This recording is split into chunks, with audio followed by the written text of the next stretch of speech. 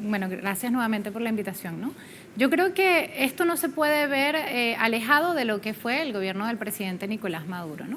El presidente Nicolás Maduro hace 2 años habló de 5 consensos. Dentro de esos 5 consensos estaba el consenso en contra de las sanciones, es decir, de las medidas coercitivas unilaterales.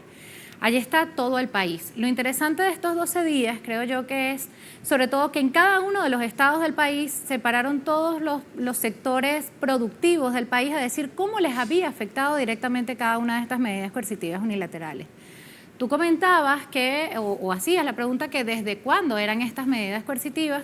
Bueno, esto nace con una ley del Congreso de los Estados Unidos en el año 2014, que luego se convierte en el famoso decreto de Obama, el 8 de marzo de 2015, que es un decreto donde se da el elemento legal necesario en Estados Unidos para establecer un conjunto de medidas mucho más fuertes. Y que nos establece a Venezuela como una amenaza inusual y extraordinaria a su política exterior y a su seguridad nacional de parte de los Estados Unidos. Para ellos su política exterior y su seguridad nacional es de lo más importante que hay, ¿no? Y bueno, en medio de esto ya llevamos 1.088 medidas coercitivas unilaterales según el Observatorio de Antibloqueo, ¿no? Que ha hecho todo un trabajo muy importante estudiar esas medidas desde el 2013 en adelante, porque la gente cree también que esto nació con el decreto de Obama y no es así. Hay 917 medidas, según el observatorio, que afectan directamente a personas, a instituciones del gobierno, y hay otras que son indirectas. ¿Qué quiere decir esto? Que lamentablemente nosotros estamos, o lamentable o afortunadamente, pero estamos, digamos, metidos en un sistema internacional que desde el año 46 está imbuido en todo lo que es el sistema del Fondo Monetario Internacional, del Banco Mundial, de la Organización Mundial de Comercio, es decir, de lo que son los organismos de Bretton Woods. A partir del año 73 empieza todo lo que es el sistema SWIFT para manejar la parte tecnológica de la banca internacional.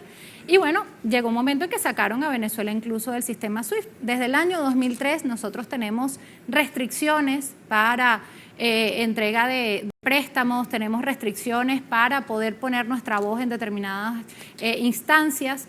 Hemos sido desertificados por el tema de drogas, por el tema de trata de personas, por diferentes temas que ellos consideran, y al ser desertificados por parte del gobierno de Estados Unidos, que se cree de alguna manera que es quien puede decidir quién está certificado o no para determinados temas. Y bueno, al desertificarnos, eso nos afecta en ese sistema SWIFT, en esa comunidad internacional, en esas organizaciones multilaterales, ¿no? Hasta ahora te puedo hablar, Paola, de que nosotros llegamos a tener en un momento determinado una caída del 99% de los recursos que entraban al país, que ingresaban al país, y sin embargo, y esto es algo muy importante que lo sepa la audiencia de toda Latinoamérica, el Caribe y a nivel mundial, sin embargo, el 76% del presupuesto nacional está dedicado a lo que es inversión social. Y esto tiene que ver, bueno, con todos los subsidios que tenemos nosotros desde el punto de vista de la gasolina, desde el punto de vista de la luz, desde el punto de vista del agua, desde el punto de vista del gas, ¿no? Y eso tiene que ver con el modelo económico que se ha trazado Venezuela. Y tiene que ver con una visión socialista del mundo, tiene que ver con que todos tengamos las mismas oportunidades en gran medida, ¿no? Bueno, estamos hablando de más de 5 millones de viviendas construidas en revolución. Todo esto tiene que ver con un modelo que afecta a la democracia representativa que hay en los Estados Unidos, donde al final se trata de una lucha de clases, donde una élite política trata de imponerle su visión del mundo al pueblo, pues en general. Esto ha funcionado a través de la guerra cognitiva en muchos otros países, pero yo creo que en Venezuela, porque nosotros con nuestra Constitución creemos en la democracia participativa y protagónica, bueno, el pueblo ha sabido no solamente resistir los embates de las medidas coercitivas unilaterales, sino que ha habido también un renacer y ha habido también un resurgir después de toda esta situación. Yo creo que desde el punto de vista económico hay que hablar de 20 trimestres de crecimiento. Eso no es algo que surgió de la nada, es algo que viene de un plan de 18 motores que presentó el presidente Nicolás Maduro precisamente en el año 2018. Fíjate que en el año 2018 no solamente el Comando Sur de los Estados Unidos establece lo que es el golpe maestro, que es un plan para, ellos lo llamaban para derrocar la dictadura en Venezuela, donde bueno, se expresan en contra del petro, que era nuestra criptomoneda en ese momento, se expresan en contra de todo lo que se estaba haciendo a nivel nacional y tratan de atacar varias cosas, porque hay que entender que las medidas coercitivas unilaterales, las llamadas sanciones por ellos, son un elemento más de la guerra híbrida. Y la guerra híbrida tiene demasiados rubros, digamos, que incluye la guerra cognitiva, la guerra psicológica, la guerra social, la guerra migratoria. Es decir, es un conjunto de elementos y uno de esos elementos es el que tiene que ver con las medidas coercitivas unilaterales. Hay un estudio muy interesante que se presentó en julio del año pasado que hicieron Mark Weisbrot y Francisco Rodríguez con otra persona. Mark Weisbrot, hay que recordarlo, es el que dirige el CIPER, que es un centro, un tanque pensante en Estados Unidos, que fue el centro pensante que sacó un informe en el 2018 donde dijo que entre 2017 y 2018 debido a las medidas coercitivas unilaterales habían fallecido 40.000 personas. No sé si recuerdas ese informe. Sí, claro que sí. Ellos sacaron otro informe el año pasado donde no solamente analizan a Venezuela, sino que analizan, por esos 40.000 personas era en el caso de Venezuela, pero ellos analizan los países, porque Venezuela no es el único, son por lo menos más de 30 países que sufren de medidas coercitivas unilaterales. Perdón que lo interrumpa porque creo que eso también es clave, el aporte que ha hecho Venezuela dentro del observatorio contra la imposición de medidas coercitivas, claro, en este mapa prácticamente didáctico que muestra cómo está afectando el impacto de estas medidas a más de 30 naciones en el mundo. Claro, a más de 30 naciones. Y lo interesante de este informe es que no lo hacen venezolanos, ¿no? Lo interesante de este informe es que te dice que desde el año 1970 hasta el 2021 las medidas coercitivas unilaterales habían matado por lo menos a más de medio millón de personas por año. Es decir, realmente están afectando a las poblaciones. Y si tomas en cuenta que Venezuela es uno de los países con más medidas coercitivas unilaterales, tienes a Rusia, tienes a Irán, tienes a Venezuela, tienes a China, tienes a Cuba, son países que son recipiendarios, si se quiere, de medidas coercitivas unilaterales. Evidentemente, muchas personas, muchos venezolanos han muerto debido a las medidas coercitivas unilaterales que se han implementado contra Venezuela desde el año 2015, 2016 paulatinamente. Inicialmente eran medidas que iban en contra de diferentes funcionarios públicos de muy alto nivel, empezaron con el vicepresidente para aquel momento en el año 2017 y luego fueron escalando y llegó un momento en que en el año 2018 teníamos una medida coercitiva unilateral contra entes venezolanos, incluyendo el Banco Central de Venezuela. Lo que te decía que ya no podíamos mover nuestras cuentas a nivel internacional. En el año 2017 establecen otra medida coercitiva unilateral en contra de PDVSA. Ya PDVSA tenía una medida coercitiva unilateral en la época de Chávez, en el año 2011, y hay que recordar algo muy importante, y es que no es sino hasta el año 2012 que Venezuela se certifica como las mayores reservas de petróleo del mundo. Ya en el 2011 nosotros teníamos una medida coercitiva unilateral por nuestra relación a nivel de hidrocarburos con Irán. Ahora, la que se da en el año 2017 es directamente contra PDVSA. ¿Qué implica eso? Que si nosotros, nuestra forma de relacionarnos desde el año 2007 fue a través de empresas mixtas, no solamente estás afectando a Petróleos de Venezuela, sino a las empresas mixtas o a los países que tienen esas empresas con nosotros o a esas empresas internacionales que tienen esas empresas mixtas con Petróleo de Venezuela. Pero además estás afectando a todos los que le den un repuesto a la industria petrolera, a todos los que le den un tornillo a la industria petrolera, o sea, a todos los países que de alguna manera están en esa cadena de producción y de valor, ¿no? Entonces, y en esa cadena de producción y de valor, yo creo que es algo clave para que también puedan entender los televidentes latinoamericanos que siguen, por supuesto, a nuestra multiplataforma, cómo había mermado en la producción de barriles de petróleo, porque eso también tiene un impacto en esta cadena de producción. Hay unas cifras bien interesantes en la historia de medidas antibloqueo, de que en el 2015 se producían 2,8 millones de barriles de petróleo. Eso había llamado a 390 barriles de petróleo, o sea, de 2 millones. Para finales de principios del año de enero, mermó a menos de 1 millón de barriles. En estos meses se ha remontado a 1 millón de barriles en el barril. ¿Qué implica eso? Bueno, implica exportación. Eso implica reconocimiento además de otros países que no solamente van a estar ahí, sino que van a invertir. Tú inviertes en la industria petrolera, algo positivo mañana, no es un rédito mañana, sino que lo va a hacer a mediano y largo plazo. Entonces estás invirtiendo en el país para que en el futuro nosotros podamos seguir nuestra producción petrolera. ¿Qué implica aumentar la producción petrolera? Bueno, implica mayor Producto Interno Bruto. Si tenemos mayor Producto Interno Bruto y decimos además que el 76% es lo que decía el presupuesto que fue aprobado a finales del año pasado para este año, dice que el 76% del presupuesto va a ser dirigido a temas sociales, ¿no? A la inversión social. Entonces, ¿qué implica esto? Bueno, implica mejores servicios, que es algo muy importante que necesitamos ahorita, porque eso también ha mermado precisamente debido a estas medidas coercitivas unilaterales que han hecho que se vayan determinados países. Fíjate que en la reunión que tuvo el presidente Donald Trump con las empresas petroleras, justo después del 3 de enero, él tuvo una reunión muy importante con las mayores empresas petroleras. ¿Qué le decía la Halliburton, por ejemplo? Le decía, nosotros nos fuimos porque las medidas nos afectaron. O sea, no es que haya una situación jurídica en Venezuela que no sea factible trabajar con Venezuela, sino son las medidas coercitivas unilaterales las que nos afectaron directamente como una empresa que trabaja con contratos de servicios para Petróleos de Venezuela y para las empresas mixtas de Petróleo de Venezuela.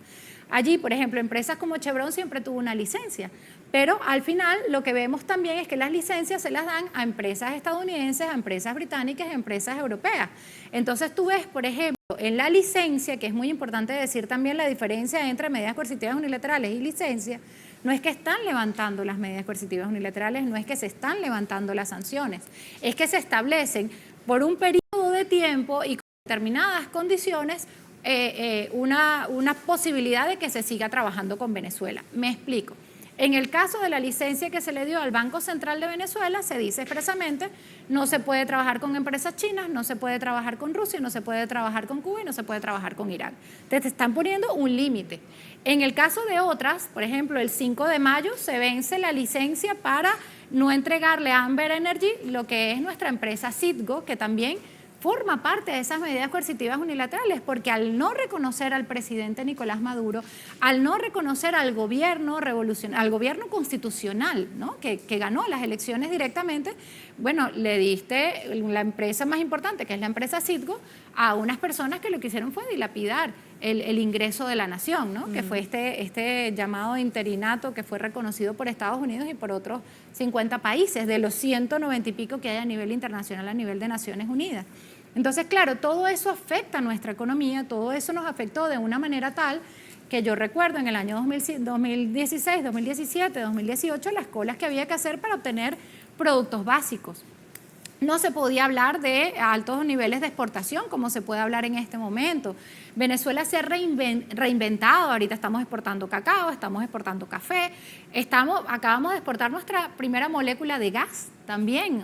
Así es. Entonces, realmente hemos tenido unos avances muy importantes y hay que reconocer algo que quizá el compañero no se hizo notar, ¿no? Pero es toda la tecnología inversa que pudieron hacer los propios trabajadores de Petróleos de Venezuela y de ciertas industrias en este sentido. Todo el avance que hemos tenido desde el punto de vista de la ciencia y la tecnología en el país ha sido fundamental para también nosotros reinventarnos, ¿no? Que era parte de lo que decía el presidente Nicolás Maduro. Hemos resistido estas medidas coercitivas unilaterales, hemos resistido esta guerra híbrida con todos sus elementos, la guerra comunicacional ha sido fortísima también, y bueno, ahorita nos toca renacer y nos toca, bueno, revolucionar, demostrar de qué estamos hechos los venezolanos y las venezolanas con una visión de esperanza, de paz, y para eso también esta peregrinación, para explicarle al mundo cómo ha afectado, y por eso te comentaba al principio que cada sector, en cada uno de los estados, el sector campesino, el sector empresarial, el sector de las industrias básicas, todos esos sectores han dicho cómo les ha afectado directamente, ¿no? Cada una de esas medidas coercitivas unilaterales, con repuestos, con relaciones, con esos elementos que tienen que ver incluso con las relaciones con otras empresas, con otros países. Por eso se entiende que en esta gran peregrinación se han unido todos los sectores. Por eso se lee que en todos los medios de comunicación nacionales y algunos internacionales que se han logrado hacer eco, porque también hay un sesgo mediático, no podemos negarlo, para reseñar lo que se ha vivido a lo largo de estos 12 días en distintos estados del país, con culturas distintas, pero con una misma identidad. Bueno, fíjate, yo creo que es fundamental lo que se ha hecho desde el punto de vista de la diplomacia bolivariana de paz, ¿no? Porque no podemos desligar todo lo que es hacer las cosas de acuerdo con las leyes venezolanas a esa diplomacia con la que va la presidenta. Ahorita acaba de estar en Barbados, estuvo en Trinidad y Tobago y fue reconocida por Trinidad y Tobago, que además fue uno de los países de lanza para la intervención del 3 de enero, ¿no? La intervención militar y donde nos secuestraron al presidente Nicolás Maduro. También estuvo en Grenada, entonces está de alguna manera recuperando esa relación con los países del Caribe. Obviamente acabamos de firmar también con la British Petroleum, es decir, están regresando empresas petroleras importantes, transnacionales. Lo importante es que vienen a invertir en Venezuela y lo que te decía, no es una relación a corto plazo, es una relación a mediano y largo plazo. Y creo que ese es el elemento fundamental. Se le han dado pues facilidades para la inversión, pero eso no quiere decir que nosotros entregamos nuestra soberanía petrolera. Eso quiere decir que nosotros seguimos trabajando desde el punto de vista de las empresas mixtas, pero tenemos un tipo de contratos que ya estaban establecidos en la ley antibloqueo, por cierto. O sea, no es algo que está surgiendo ahorita ni que fue impuesto por los Estados Unidos, sino que ya estaba establecido en la ley antibloqueo y que nos ha permitido de alguna manera seguir trabajando no solamente en la industria petrolera, sino lo que te decía inicialmente, 20 trimestres de crecimiento de la economía nacional. Y la CEPAL acaba de pronunciarse diciendo que es probable que el crecimiento de Venezuela sea este año de 6,5%. O sea, eso es algo que no podemos perder de vista, que a pesar de todas las medidas coercitivas unilaterales, a pesar de todas las agresiones, de todo el asedio que tenemos, porque ha sido un asedio que incluso han pirateado nuestros barcos llenos de petróleo en el Caribe, ¿no? Entonces, frente a todo ese asedio, nosotros hemos seguido caminando, hemos seguido, digamos, a paso de vencedores y el pueblo lo sabe y el pueblo está consciente de que estamos trabajando en función de eso, que falta mucho por trabajar en función de eso, pero que además las potencialidades de Venezuela podrían ser inmensas si no tuviéramos esas más de 1.080 medidas coercitivas unilaterales encima. Mira, y fíjate, la empresa Citgo, pero no solamente la empresa Citgo, todas las refinerías que están en Texas trabajan con el crudo venezolano. Por eso es que, por ejemplo, James Story decía el año pasado que a ellos no les interesaba el petróleo de Venezuela porque tenían el petróleo que nos robaban desde nuestra Guayana Esequiba, ¿no? Y que en una relación directa con la República Cooperativa de Guyana.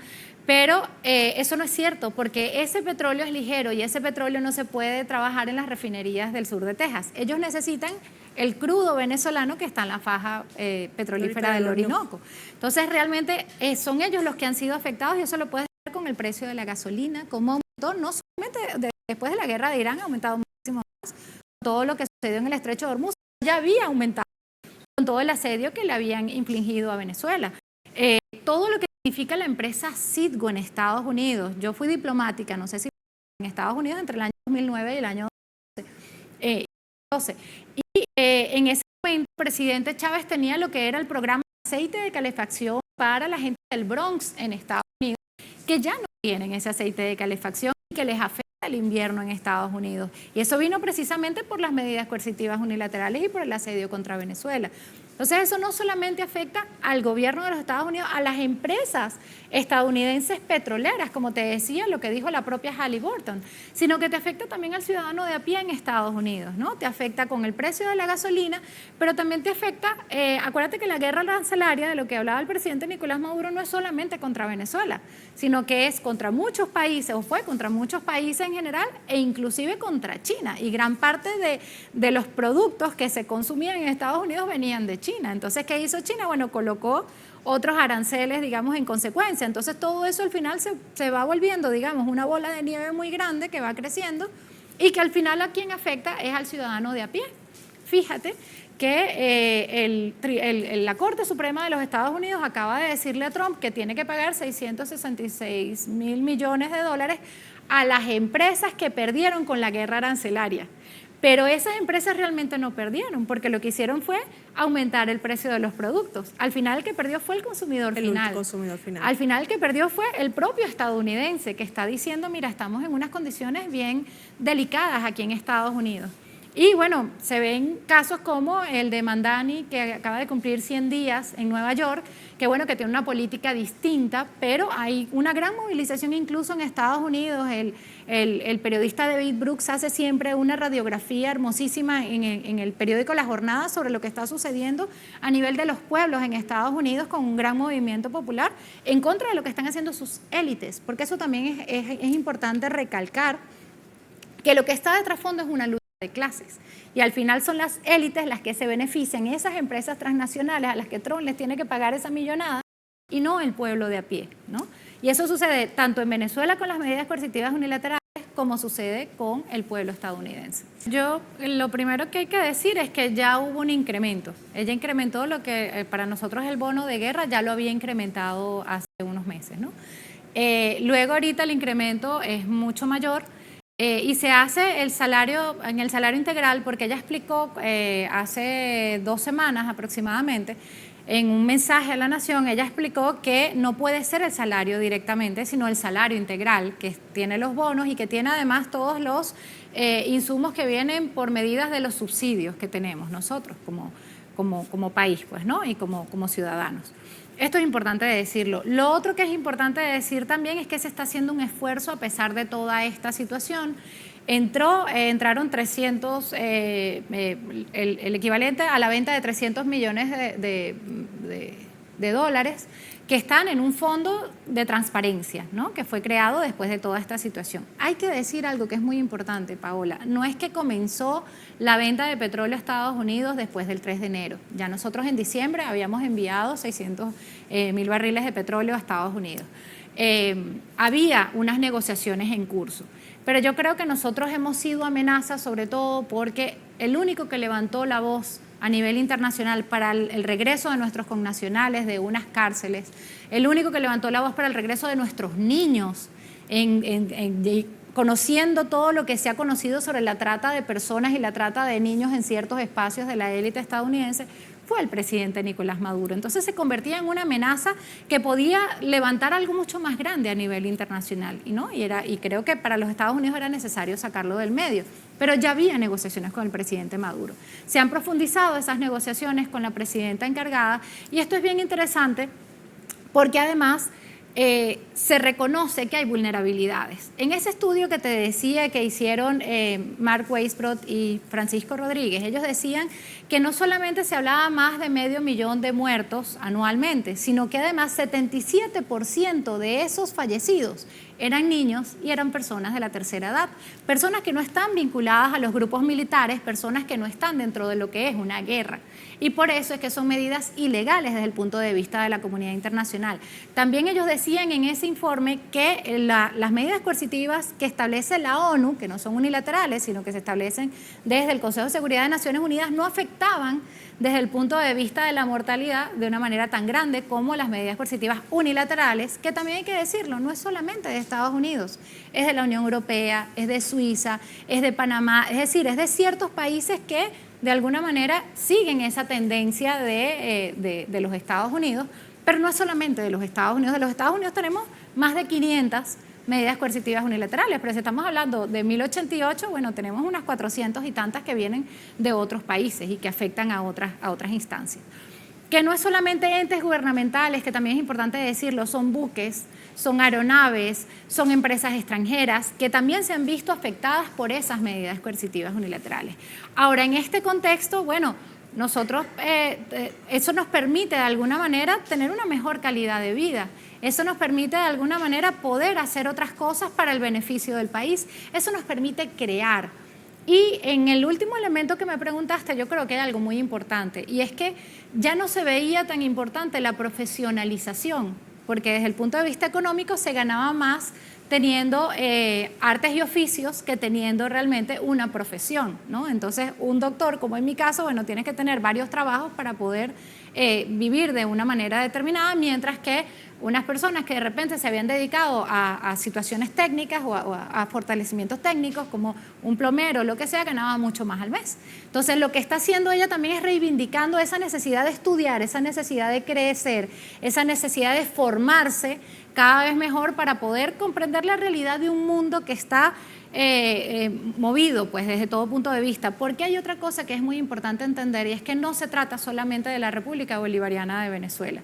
Son más de 35 países que tienen medidas coercitivas unilaterales, pero hay toda una situación a nivel internacional donde estamos a las puertas de una situación bélica, ¿no? Que en otros espacios del mundo que están vinculados a lo que está sucediendo en Venezuela, Estamos en medio de una propuesta de Estados Unidos para el Gran América del Norte, desde Canadá hasta Ecuador. Estamos en medio de unas propuestas que tienen que ver no solamente con Estados Unidos, sino con una élite estadounidense, ¿no? Entonces, en medio de esa situación, bueno, Venezuela sigue avanzando, sigue en paz, sigue manteniendo su visión de esperanza, sigue manteniendo su visión de futuro y sigue hermanada, que es algo muy importante, es que estamos todos juntos solicitando estas medidas coercitivas unilaterales.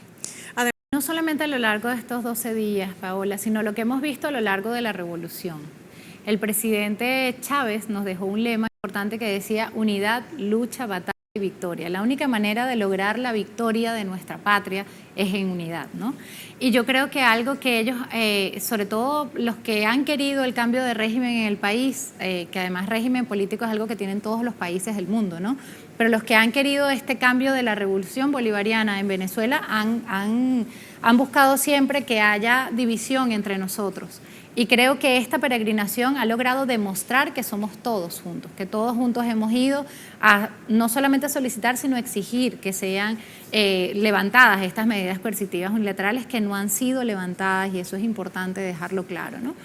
Y lo otro es decir que, bueno, que el presidente Nicolás Maduro, cuando empezó la peregrinación, él envió una carta. Y en la carta hablaba de unidad, hablaba de libertad y hablaba de unión suprema, porque no es solamente unidad entre nosotros, sino la unión suprema. ¿En función de qué? En función de la visión bolivariana, en función de la diplomacia de paz que planteaba nuestro libertador Simón Bolívar, y en función de ver que ese gobierno perfecto que se imaginaba el libertador en Angostura tenía estabilidad política, tenía seguridad social y tenía la mayor suma de felicidad para nuestro pueblo. Eso es lo que busca el gobierno revolucionario, eso es lo que busca la presidenta encargada, eso era lo que quería, es lo que quiere el presidente Nicolás Maduro, que sigue siendo el presidente constitucional, y fue lo que siempre buscó el comandante Chávez, retomar nosotros ese proyecto de Bolívar que está basado en la visión de la unión. Decía Bolívar, o nos unimos o nos hundimos. Y creo que, bueno, esa es una frase lapidaria para entender, no solamente en el caso de Venezuela, sino de toda América Latina. Tenemos que unirnos para poder hacerle frente a esa élite que quiere desmembrarnos o que quiere hacer que seamos parte de su Estado. A propósito, ahí hay que decir que no solamente están a favor de las medidas coercitivas unilaterales, sino que han pedido más medidas coercitivas unilaterales contra Venezuela. Ellos han ido a la Casa Blanca a pedir que se le apliquen medidas coercitivas unilaterales a Venezuela. Ellos han ido a pedir a Estados Unidos que intervengan militarmente en Venezuela. Y eso lo que te denota es que realmente no tienen esa visión de patria, no tienen esa visión de país. Cuando tú te lees lo que era el plan de gobierno que presentó María Corina para esas elecciones internas de la oposición que se hicieron hace 3 o 4 años, el plan Venezuela Tierra de Gracia, te hablaba de prácticamente entregarle todo a países extranjeros, entregarle todos nuestros recursos, entregarle incluso todo lo que era nuestra gente a países extranjeros.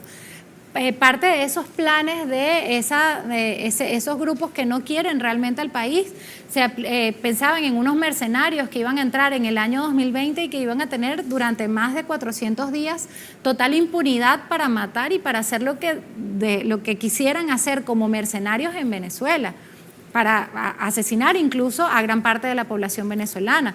O sea, digamos, son gente que no solamente no son en esencia venezolanos, porque no tienen la identidad venezolana, ¿no?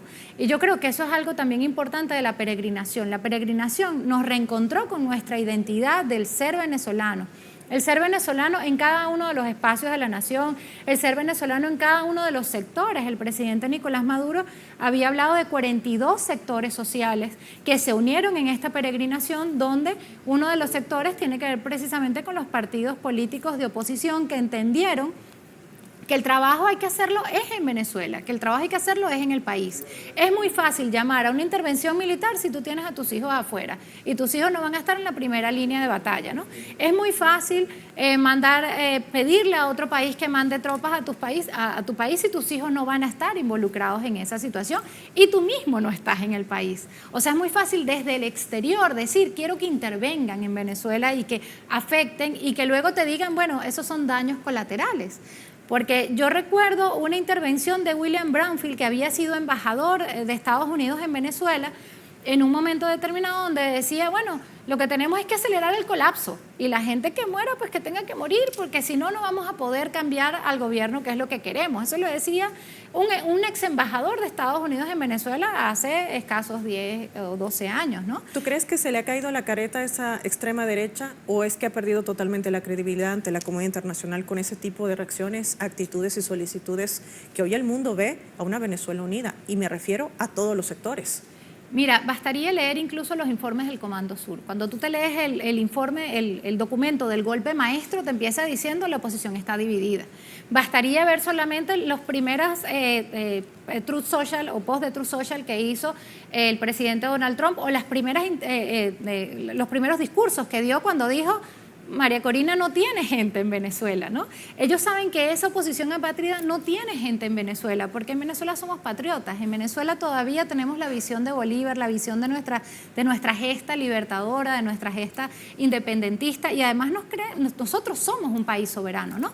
Entonces, realmente, aquellos que quieren entregar al país a empresas internacionales, a élites de otros países, incluso personas. O sea, lo que hizo María Corina era entregarle el premio Nobel, que sabemos además cómo lo obtuvo, a través del primo de Leopoldo López, que estaba metido en todo este grupo del Premio Nobel de la Paz, ir a entregárselo además por la puerta trasera a Donald Trump. O sea, todo eso tiene que ver con una visión que implica no solamente desespero, sino que implica que no tienes gente en el país. Sabes que no ganaste unas elecciones, ni tú ni la persona que pusiste, que era un total desconocido en las elecciones del año 2020, del año pasado, y sabes que no ganaste las elecciones, perdón, en el 2024, y además de eso sabes que no tienes gente, que no tienes apoyos reales.